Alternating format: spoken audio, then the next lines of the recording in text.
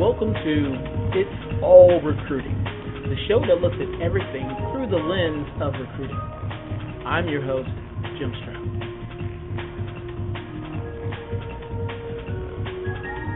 Hello, ladies and gentlemen, boys and girls, children of all ages. Jim Stroud here discussing, well, what else? Recruiting, because it's all recruiting. I was chatting with a pal of mine just the other day about something I thought was very interesting, something I think you need to know. We were talking about ATS systems and how people will apply for a job and think that they have applied for the job. Actually, they have, but they do not finish the process of completing the job application, which, of course, gives companies migraines.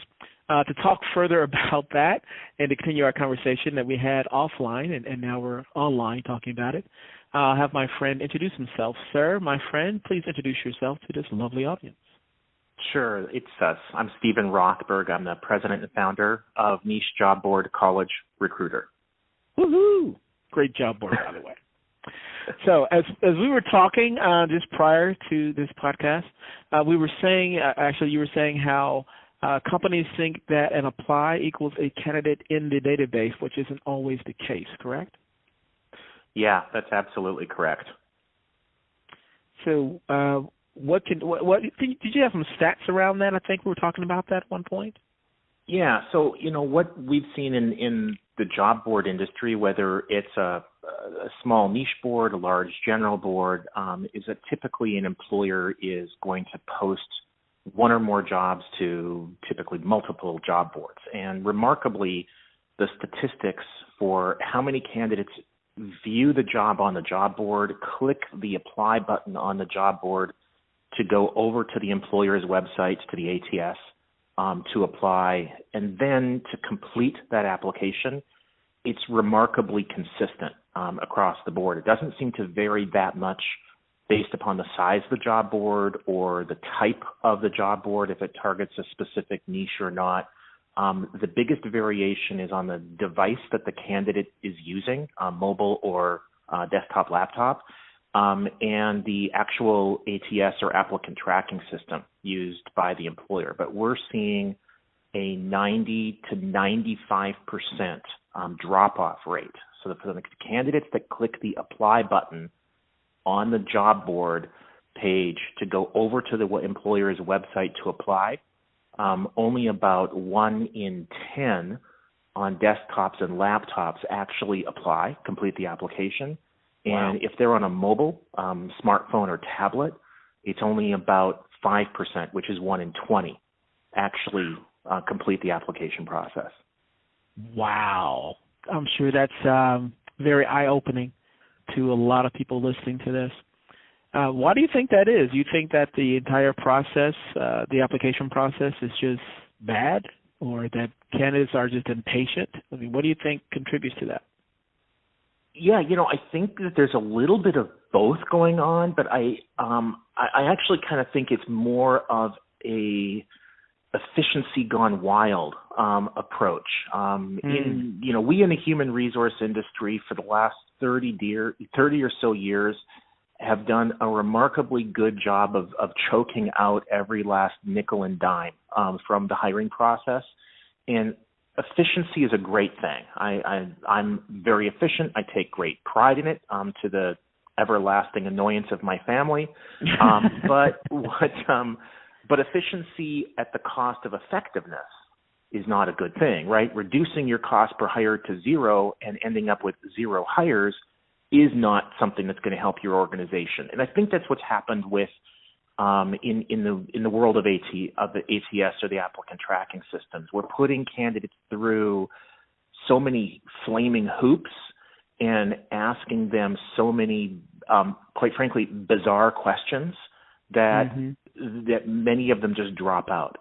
There's, without naming them, one of the major ATS that a number of our employer clients use, Fortune 1000 employer clients use, when the candidate clicks through to the page that they think is going to be an application page, give us your name, address, email address, paste your resume, hit submit. Instead, they get basically a blank page, no company logo or anything like that, and it says like something like new registration, and it's got a field for username and a field for password, and then there's a link that says click here if you have not yet registered. Well, job seekers don't think that they're registering. Job seekers think that they're applying. But that one word is just ridiculous. An employer should know better, and the ATS should know better. Also, why greet them with a blank page? Why not have the company logo on that page? Why not have the application form right there? Why do they have to jump through those hoops? I have a teenage son who yesterday was applying to a job with a retailer, and it took him 45 minutes to go through an application to be a bagger or a cashier. Wow. And he was asked behavioral questions like, do you, when you are too busy at work, do you find that creates a problem with productivity? It's like, how do you answer that question? and he's like, as the application process went on and on and on, he became less and less interested in working for this company. And I just kept reassuring him that the HR people are at the head office and he will never meet them. Whoever designed that questionnaire is not somebody he's going to have any contact with. The store managers are the ones who have to deal with the bad outcomes. They're getting only the most desperate of candidates going through that ridiculous process. Wow. It all speaks to another buzzword that's going around the recruiting industry a lot these days is the candidate experience. Making it as easy as possible to engage with the applicant or the candidate, and giving them warm and fuzzy feelings about your company.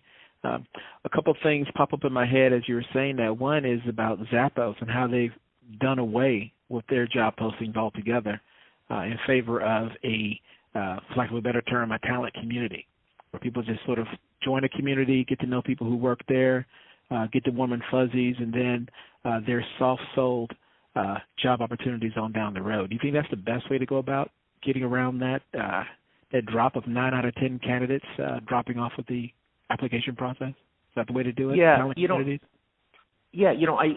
I love what Zappos is doing. They are, I wouldn't say unique, but they are unusual in that they are a business, a very successful business that's growing rapidly, has been growing rapidly for a long time, will continue to grow rapidly, and I think most importantly, people feel real passion around their brand. We could all be so lucky or fortunate, because I actually don't think it's luck that's put them into this position. I think they've made their luck. It's good fortune. They've created the situation that they're in. But if you've got a typical organization, for the other 99.9% of us out there, that people don't actually feel passion around our brands, then it's going to be pretty difficult to again create a hoop where people have to engage and communicate and participate in a community. A lot of people don't want to participate in a community. They're introverted. If you're somebody with let's say Asperger's, you may not feel comfortable participating in a community, and I kind of question what that environment does for Zappos when it's trying to hire people who are not as social as you or I might be. The other thing is, I think it's actually a misnomer about Zappos eliminating job postings. Zappos still has job postings. They still have an applicant tracking system. Once you've gone through the whole community and you've been engaged and you're talking with a recruiter and you understand the company, the culture, the position, you still have to apply. You still have to go through their applicant tracking system. There are still job posting ads. I've also read that what they really meant is that they're no longer posting jobs to job boards. That's not true either. I've seen job postings from them on job boards. They may not call them job postings. They may call them profiles or something else along those lines. Or they may say, well, these aren't job boards, they're social media sites. But they're social media sites that generate the bulk of their revenue by employers advertising their job openings. You can call if it walks like a duck and talks like a duck, it is a duck. So I think what they've done is that they've shifted the emphasis, but they haven't completely done away with job postings. Now, when you but see nevertheless, these, I do applaud them. They've mm-hmm. they've invested a significant amount of time and energy into improving the candidate experience and mm-hmm. actually allowing those candidates, humans, to interact with their recruiting team, their hiring managers, even to an extent, other candidates. And I think that is going to be incredibly valued to them. I think they're going to get a disproportionately large share of the highly talented people in Las Vegas and elsewhere, Vegas where they are and elsewhere. It's not perfect, but nothing is. They've made huge strides, and I think they're a real leader in the industry. Yeah, when I first heard about this step, I thought it was a brilliant move in terms of if nothing else, generating buzz.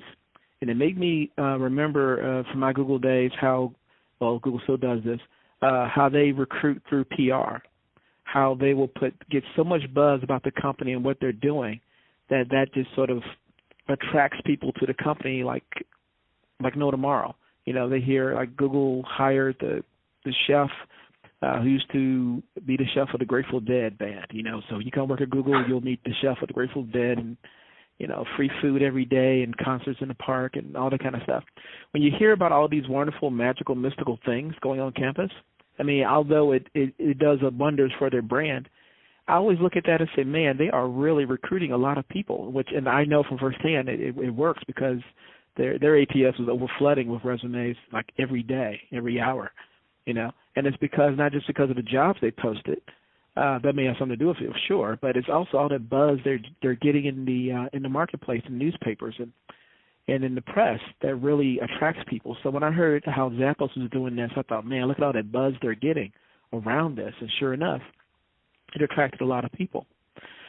Going back to what you said about when you still see job postings for them, I'm just curious, was this recently? Because I'm wondering, are those recent postings or are they legacy postings from back in the day that are still floating around?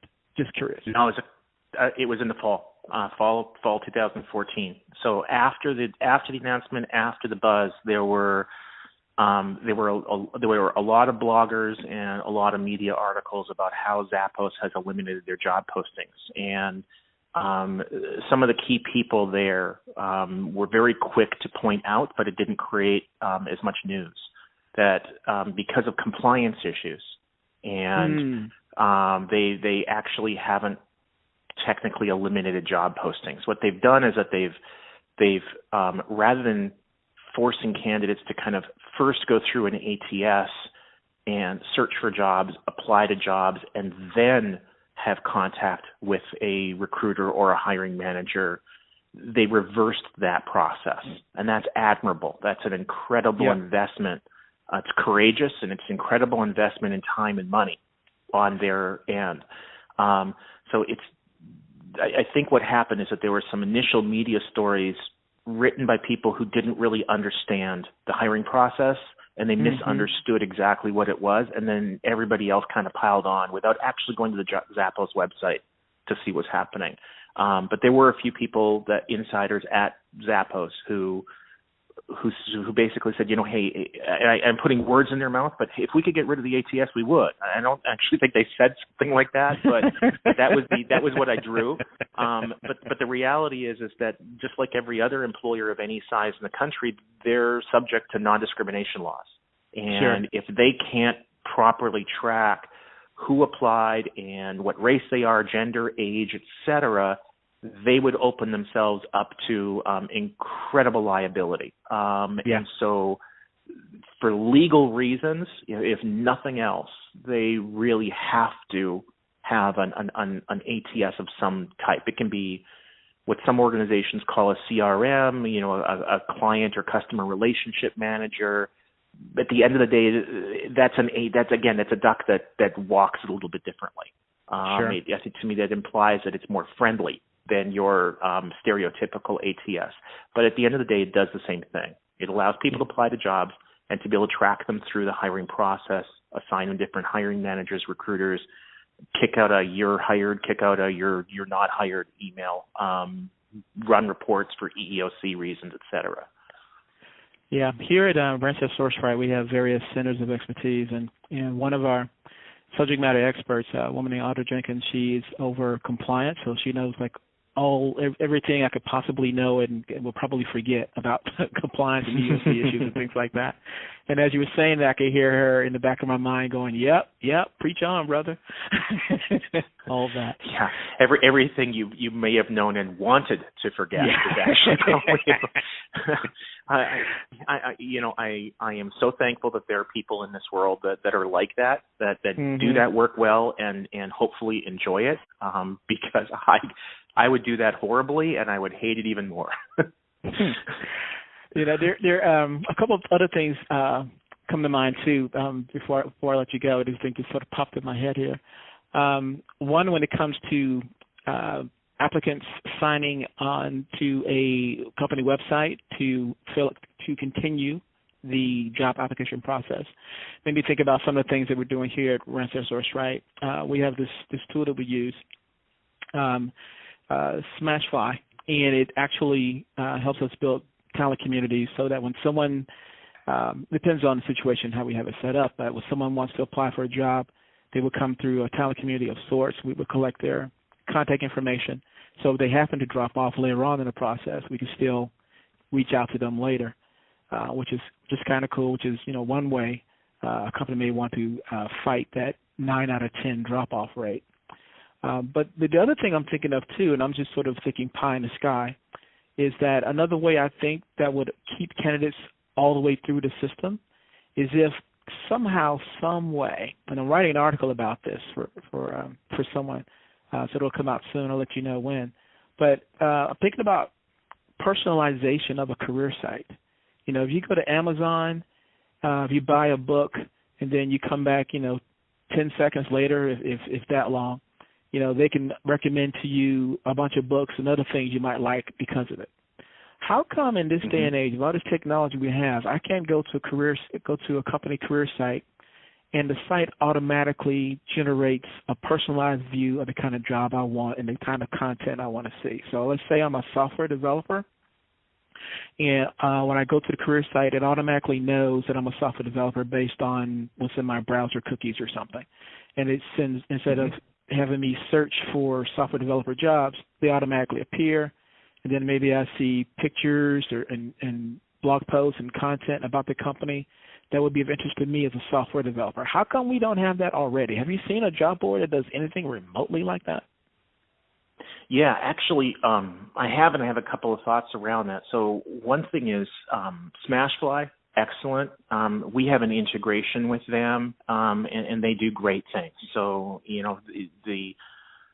any listener that doesn't know about them needs to know about them. They also provide really great analytics, so the employer can really see where are their candidates coming from and get a lot of information about not just clicks, not just applications, but also quality of those. Because it's one thing to have a source that's sending you a ton of clicks or a ton of applications, but if they're low quality and you aren't hiring them, that's actually doing a disservice to you. It's raising your costs without helping you hire people. So Smashfly is a really great tool for employers, and I'm not on their payroll or anything. I'm just a happy partner. Another company that is, Jim, doing somewhat along the lines of what you're saying. It's like, okay, Jim, I see who you are, and based upon who you are, these are the jobs that I think that you should be applying to, and why. Is a company called ClearFit. And my friend Chris Billets heads up their business development, and he's walked me through their system. I've taken a demo of it, and it kind of does like a mini interview to assess your interests, your competencies, your values, and then points you in the right direction within that company. Now, if you've got a very small company, you've got one job opening, I don't know how much value there is there. You're interested or you're not interested, but the vast majority of companies that have even one job opening have multiple, and sometimes hundreds, thousands, or even tens of thousands. And it's bewildering, overwhelming for a typical candidate to navigate themselves through that. And what we find, too, is with the typical ATS, it's either difficult or the recruiters just aren't inclined to take somebody who's applied for one position and to look at them and to say, you know what, this is a great person. but they applied for the wrong position, right? You applied for a sales position, but you're much better suited for a customer service position, or the other way around. Not enough ATS, not enough recruiters will essentially shift that person over into another role. Instead, they just reject them, or they go into the internet black hole of never hearing back. What you're talking about, where an ATS or some kind of a system would automatically know who you are, that technology exists. So, if you think about the last time you went to, the Delta website, American Airlines, whatever, to book a flight, and then you hop over to Facebook, lo and behold, all of a sudden you start seeing ads for hotels in the city that you're going to. That's called retargeting. And so the airlines are selling information about you that Jim Stroud is looking to fly to Las Vegas in 2 weeks. I hope you are. And therefore, when you go over to Facebook or CNN.com or whatever, you're going to see ads for Hilton hotels in Las Vegas. That's retargeting. So absolutely, the ATS could use that kind of data to say Jim spends a very substantial amount of his time on chemical engineering websites. Well, guess what? Jim's probably a chemical engineer. And now when you come out to our engineering or our company website, you're going to the Lockheed Martin website, whatever, then they should be showing you jobs, or at least recommending putting at the front those chemical engineering jobs. Allow you to change your search. Maybe you're sharing a device with your wife or something like that. But those should be the ones that come up first. That would be very candidate friendly. And the technology absolutely exists. I think the reason we're not doing that stuff as an industry, because the vast majority of people in our industry have little to no marketing training. They went through HR programs, and overwhelmingly their work is around issues like compliance. And that's not a marketing function. That's more of an accounting function. As more and more organizations bring in brand experts, marketing experts into the HR world, then I think we're going to see more organizations using tools like retargeting. I really hope so. And I like what you said about ClearFit. Is that the name of the company again? Mm-hmm. Yeah, ClearFit. As you were saying that, it reminded me of something I was reading on just the other day about what LinkedIn is doing, and they're getting into the ad game as well.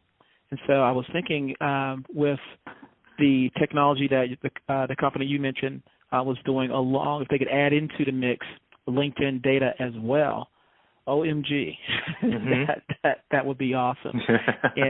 and it also has me thinking of different ways LinkedIn could probably leverage that data. They probably are, they're smart people, so they probably already thought about this. But as I was looking at their site the other day, because I'm on LinkedIn a lot, I was looking at their site and I said, wouldn't it be really? Yeah. I said, wouldn't it be kind of cool, right? From a I'm occasionally not on their site. Yeah, that's probably better. That and Twitter, live on both of those.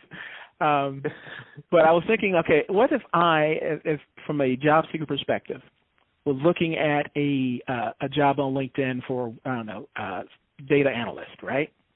And so I look at a data analyst job. It looks interesting to me. Then I'm reading through it, and I'm there on the page for 90 seconds, looking over really, really intently. And then I go to another data analyst job, look at that really intently for a while. Then let's say something in the background of LinkedIn's website says, hey, Jim has been looking at these data analyst jobs for 3 minutes or 5 minutes, whatever, and he's focusing on these type of companies. This particular company he's looking at, they're a partner with LinkedIn in some way. So why don't we send their recruiter a automated email, say, hey, this Jim has been looking at your data analyst jobs for at least 5 minutes. We think this means he's very interested in a data analyst job. Look at his profile, and he's a data scientist, and he's a member of so many groups, and he's worked for these companies who are a competitor of yours. Why don't you send him an email that says, hey, Jim, your profile looks interesting. So Jim could say, oh, wow, what a coincidence. I was just looking at your company jobs. I mean, I would think something like that would be easy to implement in a sense. You know, LinkedIn sees me looking at a certain job, they scan my profile, they see that I'm interested, and maybe do this from the standpoint of, let's say, I as a job seeker, I mark my profile as active or passive. So if I mark my profile as an active job seeker, then that kind of action where I'm looking at a job for a certain period of time, then the recruiter automatically gets an email that says he's looking at your job right now. Go ahead and approach him. And me as a job seeker, I won't mind that recruiter approaching me because I have my profile marked as active job seeker. But if I have it as passive job seeker or not looking, then they can give the illusion that, oh, I'm just happened to come across your profile at that convenient timing. It seems like that would be easy to do. I'm not a tech guy or anything like that, but it's kind of like something that LinkedIn could put together. What do you think? Yeah, I think from the technology standpoint, absolutely they can, and there are tools out there that we use some of them to help us identify who's on our website, who's looking at certain pages, et cetera. So if we send an email to you, hey, Jim, you should buy job postings from us or whatever, and you come over to our website and you start looking at a bunch of pages, then we can see that. And that helps us understand who's on our site, what they're interested in, so that when we are talking with you the next time, we can zero in on the things that are of interest to you and not waste your time talking about things that aren't. So LinkedIn could do the same thing. The problem with it is that it's big brotherish. And so the users of that information have to be very careful not to freak out their customers or the candidates that they might be talking with and say, hey, Jim, following up on the email that I sent you a week ago or 3 days ago, can I answer any questions? And then you say, oh, well, by coincidence, yesterday afternoon, I was on your website and I was looking at this. All right, that does not come across as big brotherish. But if the conversation is, hey, Jim, I'm following up on the email that I sent you 3 days ago, I see that at 2:47 p.m. yesterday Eastern Time, you clicked through to our site and you went to the following 7 pages and you spent 57 seconds on this one and 32 seconds on that one and 16 seconds on that one, and this is exactly the path that you took through our site, and when you left our site, this is what you did. This is where you went. You'd be freaked. I mean, you personally would understand that that's technology and that we can have that data, and that we're not going to use that for evil purposes. Our world domination plans are not quite fleshed out, but it would still, to a lot of people, come across as being big brotherish, and they would get scared and run. So I would be nervous if I was LinkedIn. I would say to myself that a very small percentage of our clients, our customers, the recruiters, which are 80% of their revenue, if you kind of look at it correctly, that they would probably, a small percentage of those people would probably be smart enough not to come across as big brotherish, but most of them, I suspect, would be kind of clumsy about it or not really understand from the candidate standpoint how freaky that would be if LinkedIn was telling the recruiters what jobs you went to. I think if a candidate sees a job on LinkedIn or any other job board and clicks on the apply button, or there's a thumbs up button I've seen on some sites, where they take some action other than just looking at the job, and then LinkedIn or another job board were to share that information with the employer client, that's different because the candidate has taken some affirmative action to express interest. But I think the reality is when you're looking for a job, most of the job postings you read are not of interest. And that's another subject for another day, why they're not of interest. But I don't think that you want, if you look at 10 jobs, I don't think that you want to have 10 recruiters calling you because you've probably self-opted out. You've read the postings, looked at the companies and said, I'm not interested in these. And that's why I didn't hit the apply button. But if you do hit the apply button, I think it would actually be good for the candidate, especially with the 90 to 95% drop-off once they get to the ATS, to have somebody from that organization follow up with them, even if it's just an automated email. Hey, thanks for coming to our website from the job that we advertised on LinkedIn. We didn't get a completed application from you. Can we help you? Here's a phone number, whatever, and be friendly like that. I think that organizations would be amazed at how many candidates run into technical problems or just get fed up, like my teenage kid almost did yesterday. If I hadn't been there to encourage him along, knowing that this is a really good company to work for, and that I'm almost certain he would have just said, forget this. These guys aren't worth it. I can go across this. I can apply to a company across the street and not have to put up with this nonsense. And I think, unfortunately, that's the box that we've created with the overemphasis on efficiency at the expense of effectiveness. Yeah, I really like the idea you said about giving a job sort of a thumbs up kind of a deal, because not only does it give a signal to the company, not only does it empower the candidate, but also gives a lot of good information to the company. And I imagine the website that a job is hosted on, they could use that information of, okay, this candidate gave it a thumbs up. Now let's make sure that the other jobs we serve up to them are in line with the job that they gave a thumbs up to, so to help them personalize the experience even more so for the candidate. Yep. Wow. Just like your Amazon example, right? Yeah. Candidates who liked this job also liked these jobs. That would be brilliant for a LinkedIn or any other job board. I tell you, they even go a step further. If they had a line item job description, and the candidate says, you know what, I like this task, and this task, but I don't like this other task. You know what, you may I might go through with the application process a bit further if you take off, 2 of these points off of the job description, because I like everything but these 2 points. But that'll be a really big nightmare for compliance, I'd imagine, but it'd be kind of cool for the candidate. I feel like we can go on forever, but we don't have forever, so unfortunately we have to end it right here. Stephen Rothberg of collegerecruiter.com, thank you so much for hanging out with me on my podcast. Thank you so much, Jim. Tweet me your thoughts or leave a comment. Either way, I want to know what you think. Be sure to stay in touch with me. I have a few things on the horizons that I would like for you to know about. My blog is jimstroud.com. Please subscribe. My Twitter is @JimStroud. Please follow. And, of course, I'm on LinkedIn and Google+. I'm everywhere. Until I just cracked myself up. Until next time, only me. Until next time, bye.